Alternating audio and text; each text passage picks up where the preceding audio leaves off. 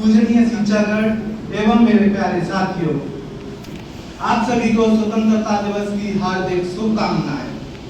आज का दिन एक सिर्फ कैलेंडर की तारीख नहीं, 15 अगस्त उस संघर्ष, बलिदान और त्याग की याद है जिसकी कीमत हमारे स्वतंत्रता सेनानियों ने अपने जीवन के सर्वोच्च बलिदान को देकर चुकाई थी।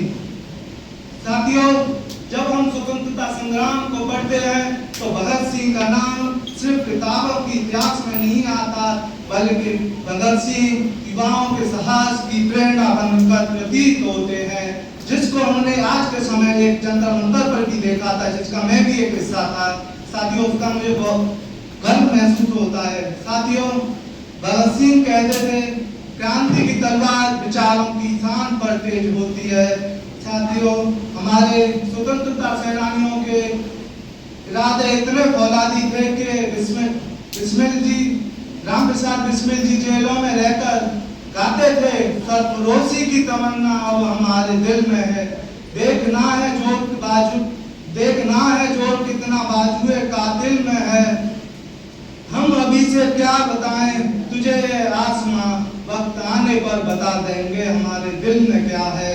साथियों, मैं अनुज मथुरा 85 आप सभी से एक सवाल पूछना चाहता हूँ, क्या आजादी का मतलब सिर्फ अंग्रेजों से मुक्ति है? जी बिल्कुल भी नहीं। आजादी का मतलब है अंग्रेजों से मुक्ति के साथ साथ हमें भारत को भुखमरी से आजाद करना है, हमें भारत को जातिवाद से आजाद करना है, हमें भारत को भेदभाव से आजाद करना है। बाबा साहब ने कहा था, political equality will be null and void without social and economic equality. साथियों, मैं आप सभी को इसकी जमीनी हकीकत की ओर लेकर चलता हूँ। अदम खौडवी जी ने लिखा है, आपकी फाइलों में गांव का मौसम गुलाबी है, मगर ये आंकड़े झूठे हैं, दावा किताबी है। साथियों, मैं भारत की सामाजिक स्थिति की ओर लेकर चलता हूँ। वहाँ भी मैं आपको एक अदम खौडवी जी की कविता चमारों की गली की कुछ पंक्तियां सुनाना चाहता हूँ। आइए महसूस करिए जिंदगी के ताप को, मैं चमारों की गली तक ले चलूंगा आपको, जिस गली में भूखमरी की यातना से ऊब कर बुढ़िया बेचारी मर गई एक कुएं में डूब कर, बुढ़िया बेचारी मर गई एक कुएं में डूब कर, है सदी सिर पर बिनौली कंडियों की टोकरी, सामने से आ रही है हल्वा की छोकरी, कल ये बाचाल थी आज कैसी खामोश है, जानते हो आप इसकी क्या आप जानते हो इसकी खामोशी का कारण कौन है?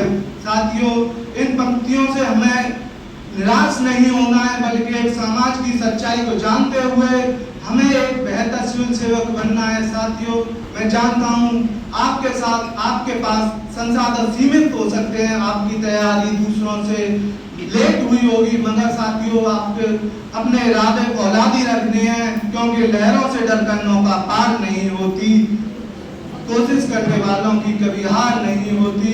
साथियों, मैं आप सभी से कहना चाहता हूँ, हमें एक ऐसा सिविल सेवक बनना है जो देश में हर बच्चे को शिक्षा दे, हर मजदूर को काम मिले। अंत में इन्हीं शब्दों के साथ मैं अपनी वाणी को विराम देता हूँ। जय भीम, जय भारत, नमो बुद्धाय।